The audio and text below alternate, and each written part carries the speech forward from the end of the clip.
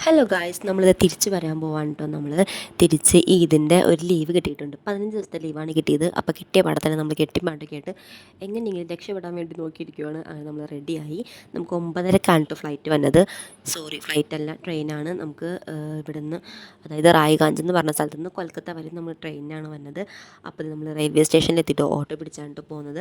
അങ്ങനെ നമ്മൾ റെയിൽവേ സ്റ്റേഷനിലിരുന്നു. കുറേ നേരം അവിടെ ഇരുന്നതിന് ശേഷമാണ് നമുക്ക് ട്രെയിൻ കിട്ടിയത്. 9:30 എന്ന് പറഞ്ഞാലും കറക്റ്റ് 9:30ക്കൊന്നും ട്രെയിൻ വന്ന് ചെയ്തിട്ടുണ്ടായിട്ടില്ലല്ലോ. 9:45 10 മണി ആവാറായപ്പോഴാണ് വന്നത്. നമ്മളിത് കഴിക്കാൻ വേണ്ടിയിട്ട് ചിക്കൻ പക്കോടയൊക്കെ വാങ്ങിച്ച് വെച്ചിട്ടുണ്ടായിരുന്നു കേട്ടോ, ട്രെയിനിലിരുന്ന് കഴിക്കാൻ വേണ്ടിയിട്ട്. അങ്ങനെ നമുക്ക് ട്രെയിൻ കിട്ടി. നേരെ കിടന്നുറങ്ങാനാണ് പോയത്. ഫുഡ് അടി കഴിഞ്ഞ് നേരെ കിടന്നുറങ്ങാൻ വേണ്ടി പോയിട്ടു. കാരണം നാളെ രാവിലെ തന്നെ എഴുന്നേൽക്കേണ്ടതാണ്. 6:30 ആകുമ്പോഴത്തേക്കും നമ്മൾ കൊൽക്കത്തയിലെത്തും. അങ്ങനെ നമ്മൾ നേരെ കിടന്നങ്ങ് ഉറങ്ങി. പിറ്റേ ദിവസം രാവിലേക്കിനപ്പം ഒരു 6 മണി ആയപ്പോഴേക്കും ഞങ്ങൾ എണിച്ചു കേട്ടോ. സുക്കുമ്പി എണിച്ചിട്ടില്ല, ഞാൻ എഴുന്നേറ്റു. ഇക്കാക്ക വാഷ്റൂമിൽ പോയി. ഞാൻ പിന്നെ വാഷ്റൂമിലൊന്നും പോയില്ല, കാരണം എനിക്ക് ട്രെയിനിൽ പറ്റില്ല. പുറത്തിറങ്ങുമ്പോൾ നമുക്ക് പോകാമെന്നൊക്കെ വിചാരിച്ച് അങ്ങനെ ഇരിക്കുകയാണ്. അവസാനം സുക്കുമ്പീനെയും കുത്തിപ്പൊക്കി എഴുന്നേൽപ്പിച്ചു കേട്ടോ. സുക്കുമ്പീനെ എഴുന്നേൽപ്പിച്ച് സുക്കുമ്പിയും വാഷ്റൂമിലൊന്നും പോയില്ല കേട്ടോ. ആൾ പോണില്ല എന്നൊക്കെ പറഞ്ഞിട്ടിരുന്നു. ഉറക്കം അങ്ങ് ശരിയായില്ല എന്ന് തോന്നുന്നു. ഭയങ്കര ചുമകുത്തലൊക്കെ ആയിരുന്നു. അപ്പം അവനെയും ഞാൻ കുത്തിപ്പൊക്കി എഴുന്നേൽപ്പിച്ച് നമ്മൾ നേരെ റെയിൽവേ സ്റ്റേഷനിൽ പോയിരിക്കുകയാണ്.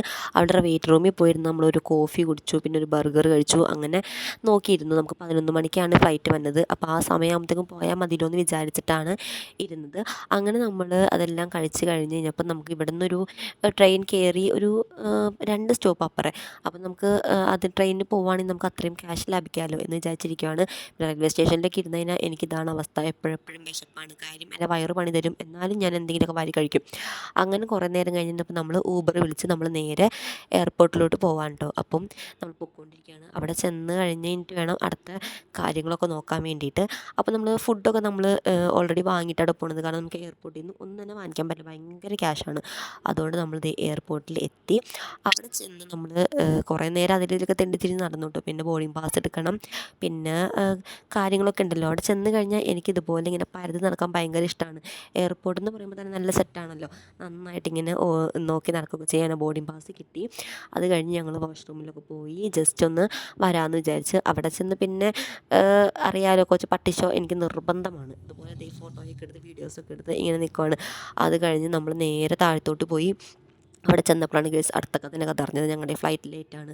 പിന്നെ ലേറ്റായി. 1 മണിയുടെ ഫ്ലൈറ്റ് 11 മണിയുടെ ഫ്ലൈറ്റ് 1 മണിക്ക് മാറ്റി, 1 മണിയുടെ ഫ്ലൈറ്റ് 4 മണിക്ക് മാറ്റി. അങ്ങനെ അവിടെ പോസ്റ്റ് എന്ന് പറഞ്ഞാൽ നല്ല കട്ട പോസ്റ്റായി.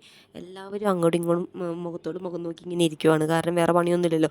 അത് കഴിഞ്ഞ് സുക്കുമ്പോൾ ഇവിടെ നിന്ന് ചോക്ലേറ്റൊക്കെ കഴിച്ചു. ഞാനും നമ്മൾ വാങ്ങിച്ച് കൊണ്ട സാധനങ്ങളൊക്കെ ഇതൊക്കെ വലിച്ചു വാരി കഴിച്ചു. അങ്ങനെ നമ്മുടെ പ്ലെയിൻ വന്നപ്പോൾ നമ്മളിത് കയറാൻ പോവുകയാണ് ഗൈസ്.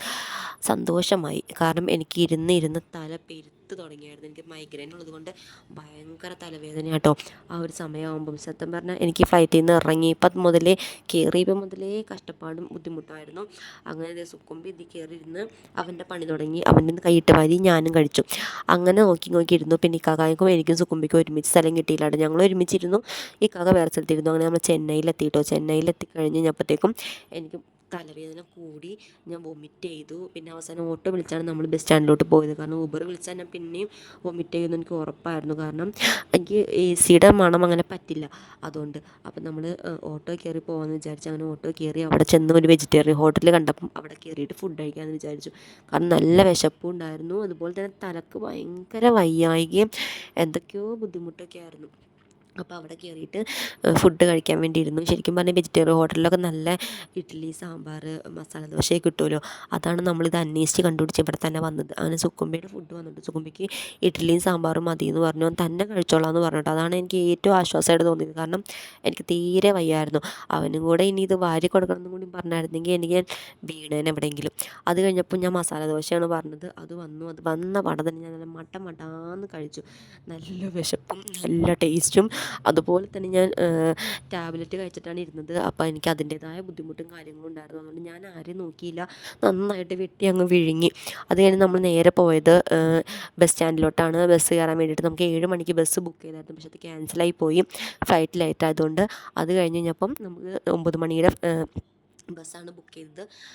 ശരിക്കും പറഞ്ഞു കഴിഞ്ഞാൽ ട്രെയിനിന് വന്നേക്കായൊക്കെ സുഖം കിട്ടിയിട്ടോ ഈ ബസ്സിൽ വരാൻ വേണ്ടിയിട്ട്. അപ്പോൾ ഇതാണ് നമ്മുടെ ബസ്.